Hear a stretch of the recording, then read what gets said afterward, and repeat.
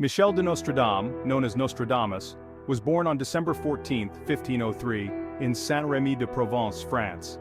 This small town, with its rolling hills and Roman ruins, shaped his early years. The picturesque landscape of Saint-Rémy-de-Provence played a significant role in shaping young Michel's early experiences. My family was Jewish, but converted to Catholicism to avoid persecution and integrate into society. My grandfather, a physician and astrologer, introduced me to astronomy and mathematics, sparking my interest in the stars. Little is known about Nostradamus's childhood, but it is believed he received a good education.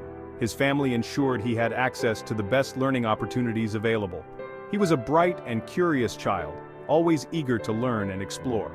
His family encouraged his intellectual pursuits, providing books, mentors, and freedom to explore. We recognized his potential and provided him with the resources he needed to learn and grow. As a young boy, Nostradamus likely spent his days exploring the countryside, appreciating nature's beauty. These explorations provided him with a deep appreciation for nature and its cycles. His early life was marked by both privilege and tragedy, witnessing the devastating effects of the plague. Born into a family that valued education, his upbringing emphasized learning and intellectual curiosity. The sight of suffering and death influenced his later work as a physician and seer. These early experiences shaped his worldview and guided his future predictions and writings. Nostradamus's education extended beyond formal schooling, learning from the world around him. The family home in Saint-Rémy-de-Provence was a place of learning and growth. His family and mentors nurtured his talents, encouraging him to pursue his interests.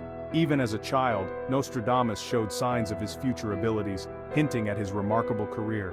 His early life in Provence laid the foundation for his future achievements and enduring influence. The Black Death swept through Europe in the 14th century, causing widespread panic and despair. Towns and villages were decimated. It left an indelible mark, killing millions and altering Europe's social and economic fabric. The plague reached Nostradamus's hometown when he was just a boy. He witnessed the horror firsthand. This event profoundly impacted him, shaping his future and instilling a deep sense of life's fragility. It instilled in me a deep sense of the fragility of life. I realized how quickly everything could change. Witnessing the plague's devastation ignited a passion in young Nostradamus to combat suffering.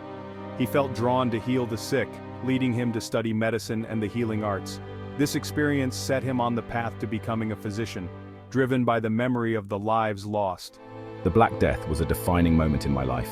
It gave me a sense of purpose to help others. This period influenced his writings, reflecting themes of suffering, disease, and the human condition.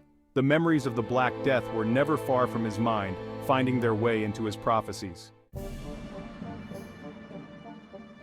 Nostradamus pursued his medical studies at the University of Avignon. However, he was forced to leave after only a year due to an outbreak of the plague. Undeterred, he continued his studies independently, traveling throughout France and Italy. He sought out renowned healers and learned about traditional remedies and medical practices. After years of study and practical experience, I earned my medical degree from the University of Montpellier in 1529. I established myself as a respected physician specializing in treating plague victims. I developed innovative treatments and gained recognition for my compassion and skill. Despite his success in medicine, Nostradamus felt a growing fascination with the occult and the mysteries of the universe. He delved into astrology, Kabbalah, and ancient prophecies, seeking a deeper understanding of the forces that shaped human destiny. This fascination marked a turning point in his life, leading him away from traditional medicine and towards the path of a seer. Section 4. Les Prophéties. Unveiling the Centuries of Nostradamus. In 1555, Nostradamus published his most famous work. This book, written in cryptic verse, contained a collection of predictions spanning centuries. I claimed that my prophecies were based on my study of astrology, historical cycles, and divine inspiration. The prophecies are written in a complex and often ambiguous style. They are filled with symbolism, wordplay, and obscure references. This made them open to multiple interpretations. Despite their cryptic nature, Nostradamus's prophecies captivated the imagination of people across Europe. His book became a bestseller, and he gained a reputation as a visionary who could peer into the future. Was divided into 10 centuries, each containing 100 quatrains or 4-line verses. These quatrains foretold events ranging from natural disasters and wars to the rise and fall of empires. Nostradamus's prophecies, although often vague and open to interpretation, seem to resonate with the anxieties and uncertainties of his time. Section 5. The Lion and the Splinter, Nostradamus's prediction of King Henry II's death. One of Nostradamus's most famous and chilling prophecies concerned the death of King Henry II of France. This prophecy has fascinated historians and enthusiasts of the occult for centuries, as it seemed to predict the tragic and untimely demise of the French monarch with eerie precision. In Quatrain 35 of Century 1, Nostradamus wrote, "The young lion will overcome the older one on the field of combat in a single duel. He will pierce his eyes through a golden cage. 2 wounds made one, then he dies a cruel death." These words, cryptic yet vivid, have been the subject of much analysis and interpretation over the years.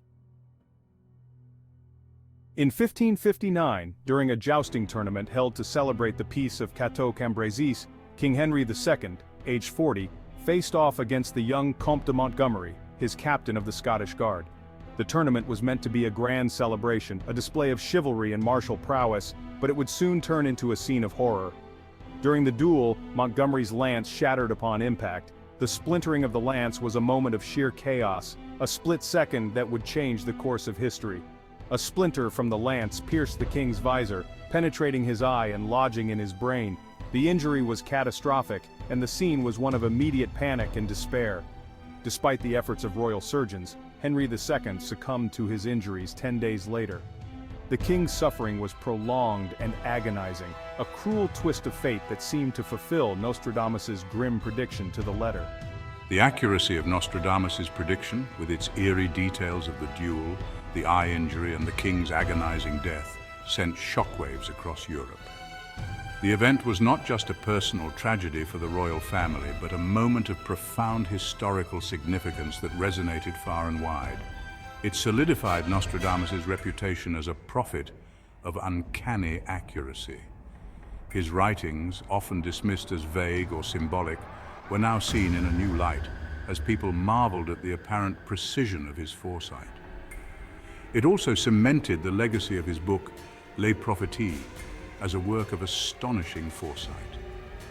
The book, a collection of quatrains filled with cryptic predictions, became a subject of intense study and speculation.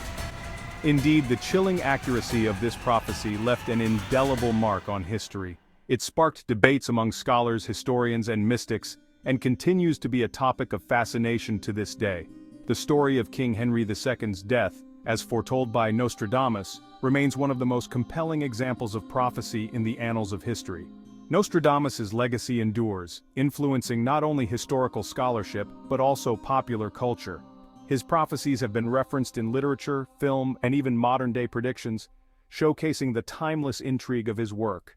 Modern interpretations of Nostradamus's prophecies continue to emerge, with each generation finding new meanings and connections in his enigmatic verses. The debate over the true extent of his foresight remains lively, as scholars and enthusiasts alike delve into his writings with renewed interest. The enduring mystery of Nostradamus's predictions ensures that his influence will be felt for generations to come. Whether viewed as a true seer or a master of ambiguous language, his impact on the world of prophecy and beyond is undeniable. Nostradamus's quatrains, with their timeless appeal, continue to captivate and mystify, inviting us to ponder the nature of fate, destiny, and the human desire to glimpse the future.